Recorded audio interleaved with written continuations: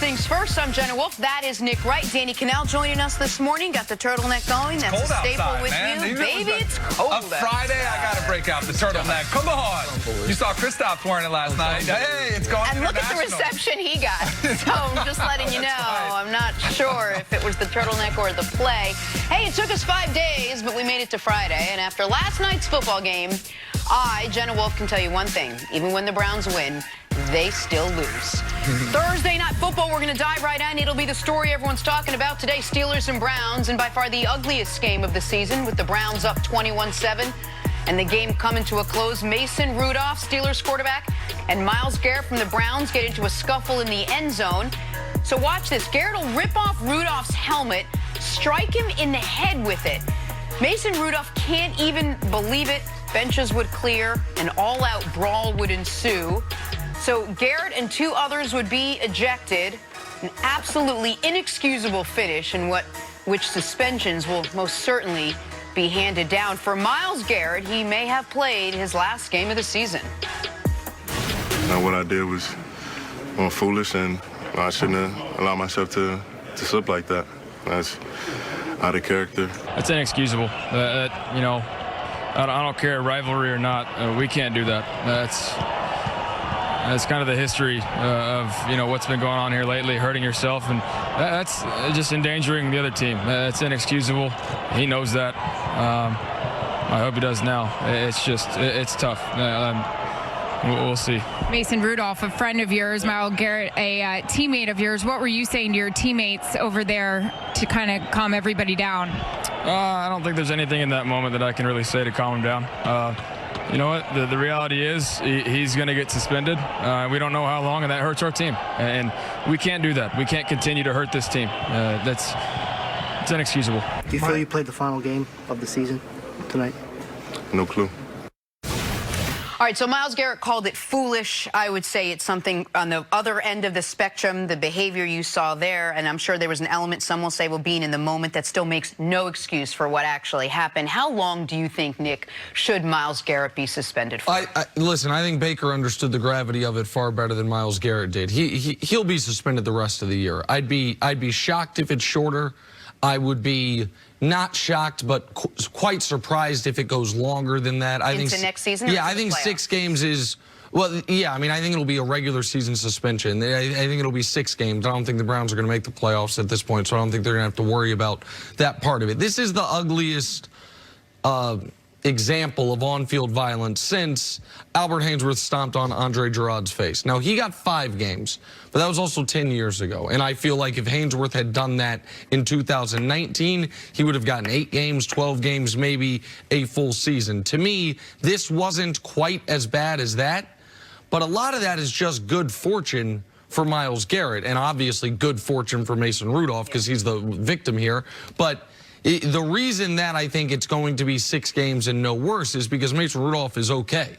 And that's just good luck. That's just there. It's not because of how it was swung. It's not because of lack of intent. That could have just as easily, whether it sliced his face or a guy who got knocked out cold earlier this year, which is why we saw Duck Hodges playing. If this would have knocked him out, then I think the penalty would have been far more severe. And one could argue, well, it's the intent that matters, not the result. But that's not how we adjudicate anything in sports or in real life. But then doesn't that set precedent that, oh, if you hit someone with a helmet, it's going to be 6 games? Or would it be the remainder of the season? Well, no. Listen, by the way, there is Antonio Smith swung a helmet and hit Richie Incognito. He got 3 games. And so, I mean, to me, 6 feels right, sounds right, and there's 6 games left in the season. There's not always a rhyme or reason, Danny, to NFL discipline. I don't think Myles Garrett will play again for the Cleveland Browns until next year. I think that's too harsh. I really do. I look at this, and I want to come back at you because I want to say, well, what are you going to do with Pouncey then? Because I thought what Pouncey did in defense of his quarterback, goes out there, throws multiple haymakers, not just one swing of the helmet, multiple haymakers and a kick, and then continued punching to get, to defend his quarterback and to get in there and to get in the scrum. So I would say, well, then what are you going to do with Pouncey then on the other side? I think Pouncey misses 2 games. Right, so I should never say shocked, but I was genuinely surprised at the amount of players, both current and former, who were saying he's done for the year. He's done for the year. And I think the the one precedent that really is not there is Vontaze Burfict, but that was a cheap shot. He had a long history, and he was suspended for the rest of the season, and there were a lot more games left in the season at that point. But I think you have to take into consideration Myles Garrett does not have a lengthy track record of dirty plays.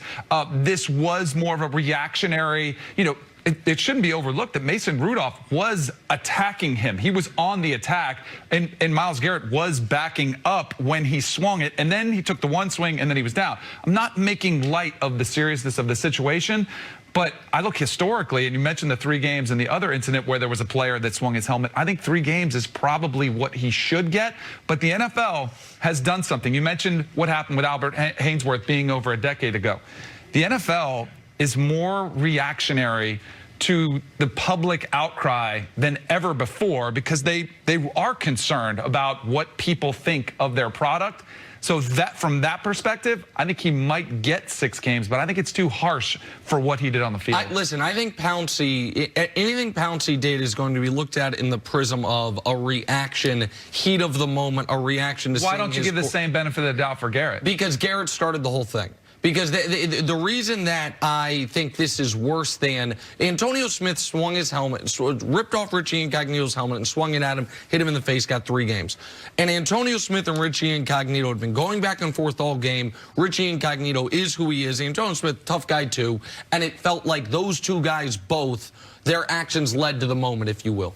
This is vintage 2019 Cleveland Browns in this regard. The game is over. You actually have a good quality win, and Myles Garrett unnecessarily first stupid action or bad action takes Mason Rudolph to the ground after the play when the game's over, or maybe one more play. You don't need to do that. That's the first thing. The second thing is they're on the ground. Mason Rudolph is trying to get his helmet off. He rips Mason's helmet off because he's going to win that. He's going to win that, 10 on 10. That's the second bad action. And then the third one is the one that, again, is why this is a huge deal. After, I would argue, making 2 bad decisions, he goes over the top of all of them and with almost a roundhouse to the top of the head.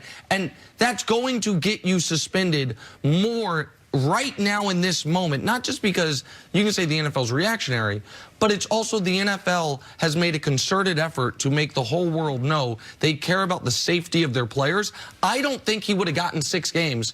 By the way, and he hasn't gotten it. It's just if he swung it sideways and hit him in the ribs. I think it's the fact that you hit the dude in the head with the item that's supposed to protect his head. I think in an era of concussions and player safety, that's going to play terribly in the league office, and I think it probably should. In all of this, thankfully, thank goodness for football, for the NFL, for everybody, the worst case didn't happen because we can't even overlook the fact that Mason Rudolph, the concussion that he did suffer not that long ago, was one of the most painful looking, scary moments that we've seen in the NFL in some time. So thankfully they avoided that. But I do agree with you. That's one thing where I think 3 games would be appropriate, but I'm kind of leaning towards, all right, the masses are crying for 6 games. The seriousness that the NFL wants to portray them, hey, going out there and putting a priority on player safety, setting a tone, this cannot happen. Which is why I think the NFL overcompensates, which is why I think the NFL says,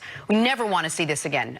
Fights are going to happen, scuffles are going to happen. Never want to see a player take a helmet off and swing. Anything could have happened. We're very lucky it didn't. Regardless of how healthy Mason Rudolph is this morning, I think we go above and beyond. I think it's all this year and maybe even bleeding into next year in some way to set some semblance of precedence. This is never going to be tolerated in the NFL. I just think they overcompensate a little bit rather than maybe undercompensate because of either fan reaction or because Mason Rudolph is okay today. I've seen this happen a lot in practice before. When you see in training camp, there's always scrums and it's teammates going against each other. And typically when there is a helmet that is used as a weapon, that's the minute everybody jumps in and breaks it up. Yeah, because by the way, this happens at practice. All the time. Maybe not the quarterback getting bonked on the head, but the helmet being used as a weapon, we see in practice fights and sometimes those inter-team scrimmages in training camp, you don't see it in the game. What do you think, Nick, about what Baker had to say, calling this absolutely inexcusable just minutes after it happened? I find this is very interesting